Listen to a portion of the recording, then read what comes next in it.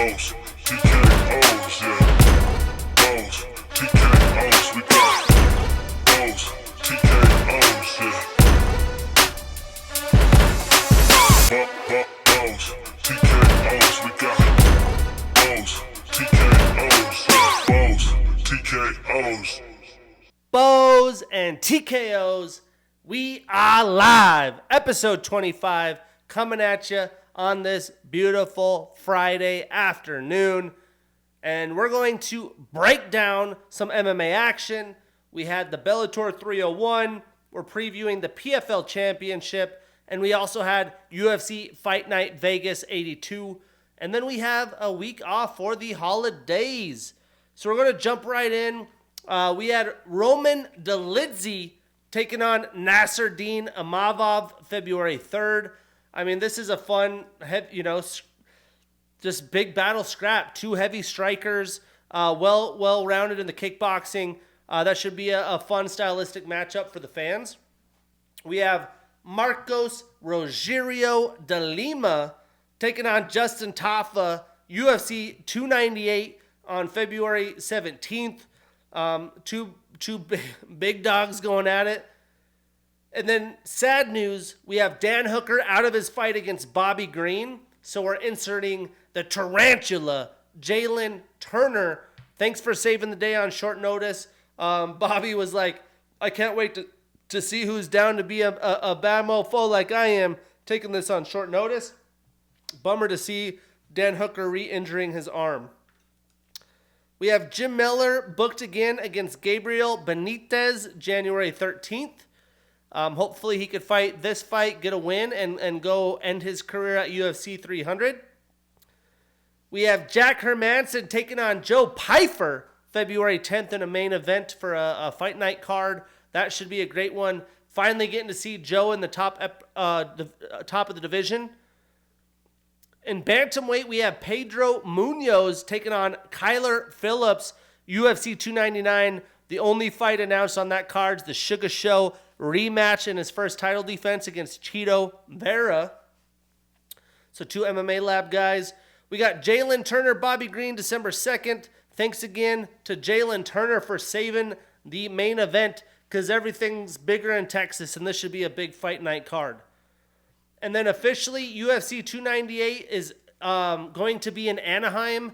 So we have UFC 297 in Toronto, UFC 298 in Anaheim, and I cannot wait to see UFC 299 location as I will be going to that Sugar Sean title defense. Got to see him protect the strap, and there's going to be lots of drama with that rematch. I've heard rumors of Miami with 298 being in Anaheim. I could see it potentially being in Vegas. I know Sean loves to fight in Vegas, but who knows? The UFC's been traveling a lot. Hopefully it's not too far so I could not break the bank too bad. But let's jump into PFL news. PFL is keeping the Bellator fighters and the Bellator promotion. They plan on doing a mega event that will put the champions between the two promotions against each other. And they're creating a Bellator International Series, which will feature 8 yearly events. And Bellator fighters will be allowed to compete in the PFL, I'm sure selectively. So they're trying to keep the two together. I think they wanted to keep Bellator a name for a couple of years and then just have it all PFL. But they're keeping all the fighters on the roster, I guess, unless they're free agents like Michael Venom Page. But I'm interested to see if any of these guys come to the UFC or if they stay in this promotion. Now they have that Saudi money backing them. It'll be interesting to see. But let's talk about Bellator 301. Solid card. Kind of bummed with the way I've beaten this drum a million times. With their biggest names, their biggest opportunities, the cards just never really have it for me with the big name fights. We had Islam Mamedov with a split decision win over Kilias Mota. Timur Kirziev with unanimous decision over Justin Gonzalez. Alexander Shabli with a unanimous decision over Patricky Freire. And Patricky tried to battle, but again, all these are decisions. We had AJ McKee with a unanimous decision over Sidney Outlaw.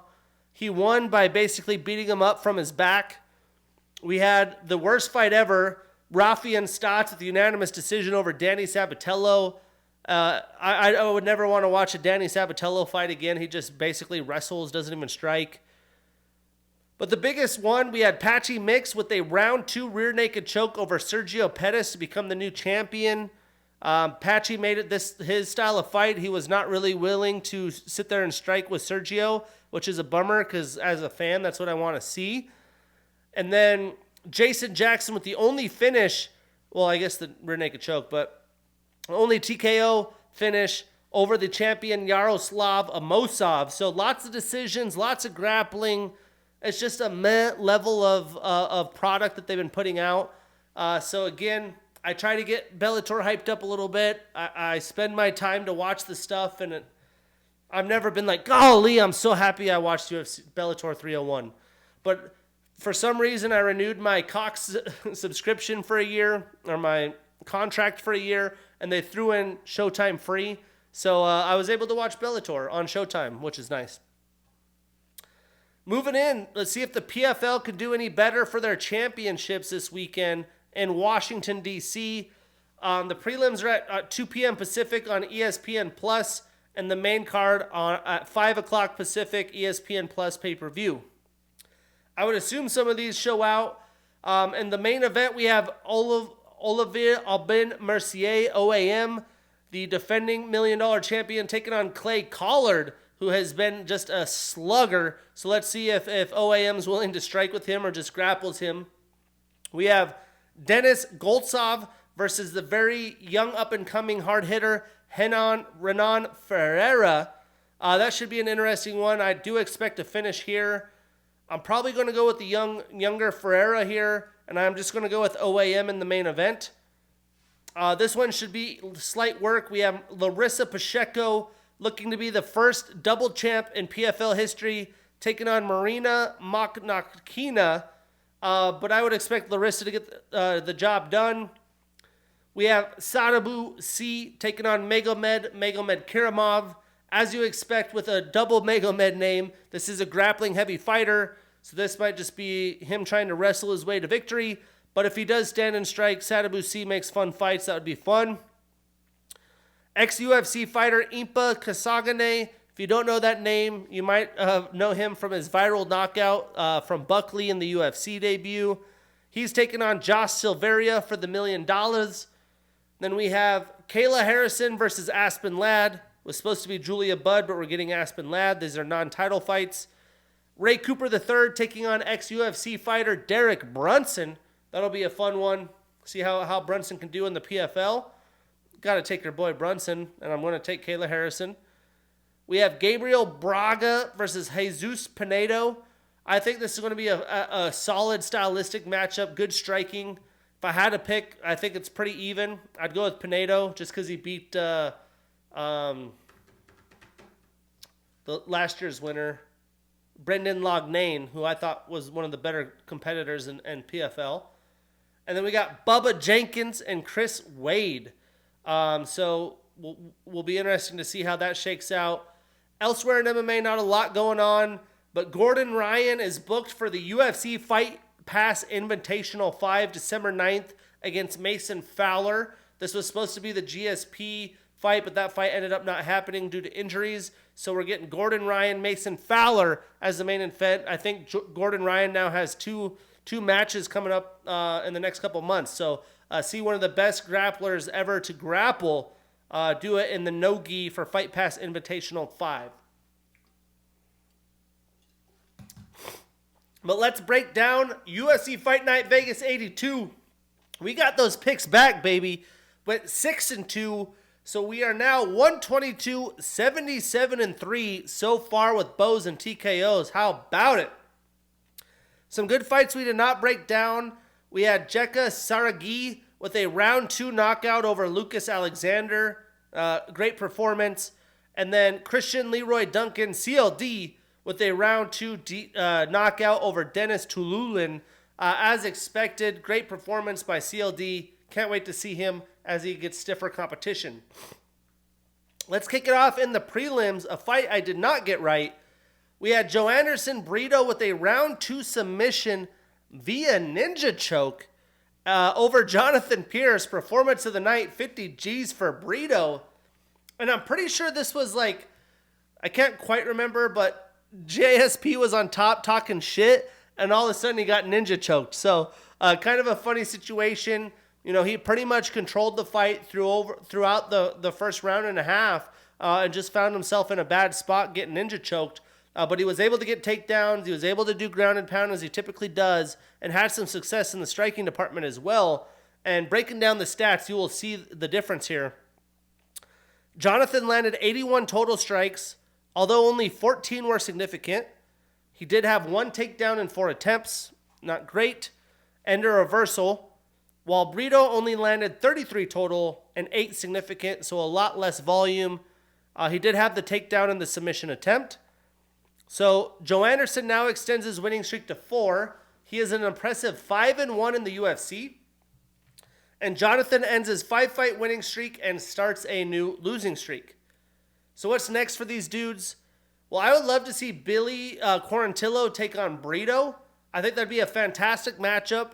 I know that Billy's been calling for some big names and hasn't got those fights, so let's make it happen. And for Jonathan, how about Nate the Train Landwehr? I mean, come on, who would not want to see that? Moving into the main card, the young stud, the only other fight I got wrong, Miktabek Oralbai with a round 2 submission via neck crank over Yarosh Medic.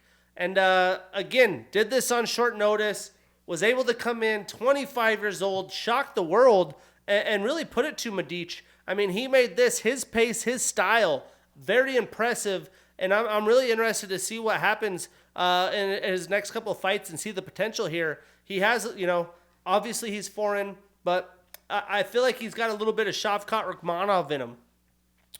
Statistically, Euros landed 17 total strikes, 14 of those were significant, compared to Oralbai's 16 total, 8 significant with 7 takedowns in 10 attempts.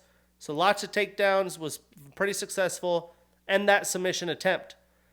So now Miktabek extends his winning streak to 7. This is his first UFC victory. And Euros ends his 2-fight winning streak and starts a new losing streak. I mean, how far do you go with Miktabek? I'm not too sure. But I think a fight with Tim the Dirty Bird Means would make a lot of sense. Tim Means ain't scarred. And for Euros, how about Gabriel Bonfim, who just suffered his first loss? I think that would be a good fight. Moving on, Amanda Ribas with a round 3 TKO over Luana Pinheiro. Performance of the night, 50 G's. I mean, I know Luana's hard hitting, but she came out looking for the finish. Big, loopy power shots as hard as she can. I mean, as hard as she can, bringing the house. And, she clipped Amanda a couple times. Amanda had to eat some shots in the first round. But definitely started feeling more confident in rounds 2 and 3, because you can't just be throwing power punches like that the whole time. And I think come to round 3, Amanda just tired her out. She out durabled her, basically. She ate those shots, came in the second round, had some good kicks, was chopping out her power legs for those punches. And in round 3, Luana was just so gassed, Amanda was able to pour it on, and she was able to win rounds 2 and 3 and get the win here, and obviously got the finish. The finish wasn't like a clean knockout. She was just so gassed it was over. Very impressive by Amanda to face all these women, go through so much adversity, be pulled into deep waters. She's the nicest, she's happy, she's smiling. It's just awesome to see that she can be that on the outside, come into the octagon, be a warrior, and do what needs to be done. In her post-fight interview, she even talked about someone had just passed, and she dedicated this fight to them, so it kind of resurged her in rounds 2 and 3. Really awesome to hear. You love those types of things, and great performance against a very, very good young up-and-coming Luana. I mean, she's not young. I mean, I think she's actually older than her, but she's a lot less UFC experience. Still very, very talented fighter. Now, statistically, Amanda landed 96 total strikes. 87 of those were significant. She had a knockdown and was 0 for 1 in takedown attempts.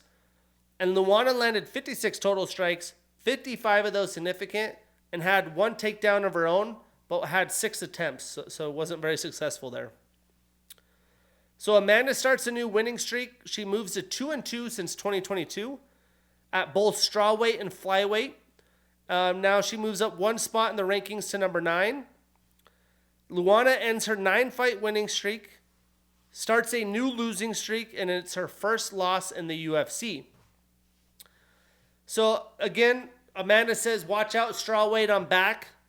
Okay, so if you're sticking with strawweight, how about a little Amanda on Amanda crime? Give me Amanda Ribas, Amanda Lemos. As she stated, she's ready for the best in the strawweight division. So with a win like that, why not give her one of those shots, especially with Lemos coming off a loss? And for Luana, how about, I said last week maybe Lupi Godinez for Mackenzie Dern, but I could also see Luana for Mackenzie Dern. So 2 girls coming off a loss, have been in the upper echelon. Mackenzie gets to fight back a little bit. It'll be interesting to see, but I think that'd be a fantastic fight. Moving on to the Youngbloods, we had Peyton Talbot with a round 3 submission via rear naked choke over Nick Aguirre. And I haven't seen all of Peyton's pro fights, obviously, but I have seen him in the Contender Series in this fight. He had to go through some adversity. I mean, Nick got a takedown and controlled him for like 4.5 minutes. Controlled him the entire round. Peyton was calm, cool, collected, and did what he had to do the rest of the fight.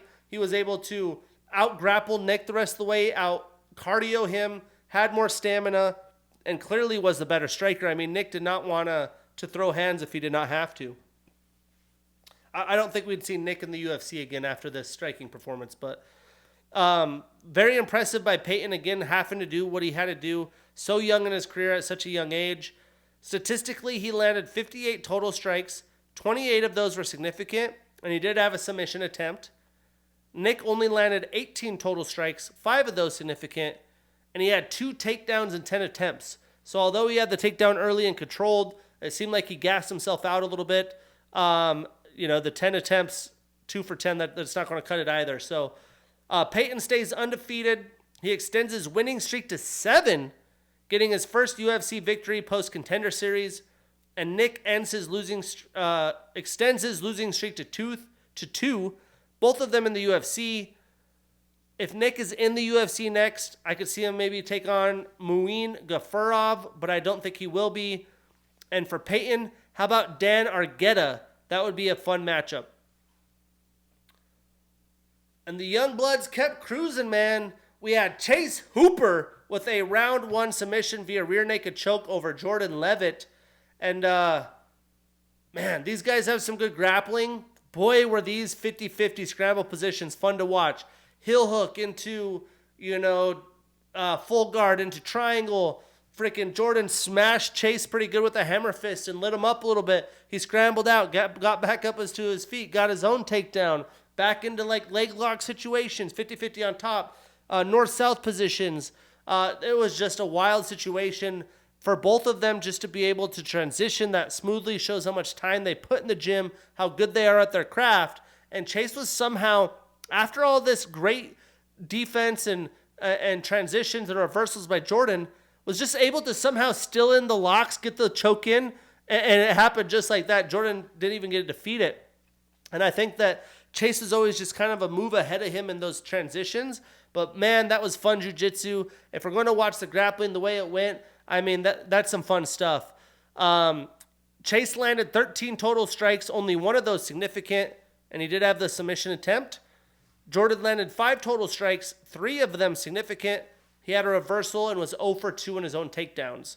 And although not a lot of striking here, again, brilliant ground game. I'm surprised Chase got a finish so early. But, man, what a win for him in his young UFC career. So Chase extends his winning streak to 2. He is 3-1 since 2022. And Jordan starts a new losing streak. He is 2-2 since 2022. So what's next for the Dream Hooper? I think you give me Chase and John Makdessi or Ricky Glenn. And for Jordan, he could fight Otman Azaitar. But I know that Chase, only 24, has a ton of potential, looking just to steadily get some fights under his wing and move up. He's still got so many years in the UFC. And for Jordan, tough loss for him, back to the drawing board. Great fight, though. Moving on, again, the theme last week, MSG, or last card, was all knockouts, that MSG energy. Here it was just a main card showcase of a bunch of young studs, the future of the sport. And boy, did Michael Morales show that with a unanimous decision victory over Jake Matthews. And again, Jake's been around. He's durable. He's good everywhere. And Michael just outstruck him, outpowered him, and really just mentally defeated Jake Matthews, which is not an easy thing to do. Jake wasn't going anywhere. He kept hanging in the pocket. He tried to battle back, but Michael has that big, long reach. He was able to use those jabs, use his kicks, and every time you just see Michael land a shot, you're just like, oh man, like you want to talk about damage, this kid has it. And he's went to a new team. He's leveling up his game. Watch out because Michael Morales is a freaking problem. Statistically, Michael landed 84 total strikes and significant. He was 0 for 1 in takedown attempts. And Jake landed 57 total strikes and significant strikes. And he was 0 for 1 in takedowns himself as well. So just a straight back and forth affair. The first round, they were filling each other out a little bit. But they started going, and Michael was having the advantage there. So Michael stays undefeated, extends his winning streak to 16. He is 5-0 in the UFC. And Jake starts a new losing streak. He is 2-2 since 2022. So what's next? I think the fight to make is Renat Fakhretdinov and Michael Morales. I mean, come on. Stylistically, banger. Total scrap. And for Jake, let's let him scrap with Santiago Ponzinibbio. I mean, that's a win-win for fight fans, matchmakers. Make it happen. Moving into the main event, again, the theme continues to stay. The young studs show out. Brendan Allen with a round 3 submission via rear naked choke over Paul Craig. 50 G's. I mean, he submitted the jiu-jitsu guy. I know he's a jiu-jitsu guy as well, but, you know, I don't think... Brendan Allen, great with the rear naked choke. No doubt about it. Gets it in, barely gets the hooks in, just somehow finds it, doesn't even, like, measure it up, just, boom, pulls in for it, finds these chokes.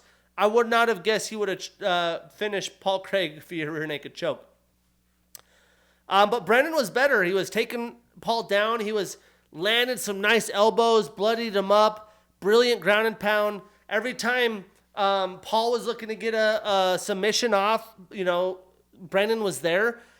Brendan does a good job of being in your guard, but having top control up front where they can't get their legs back, get their hips back, where they have that open space to get submissions. That's something that I'm trying to use as my strategy in jiu-jitsu now.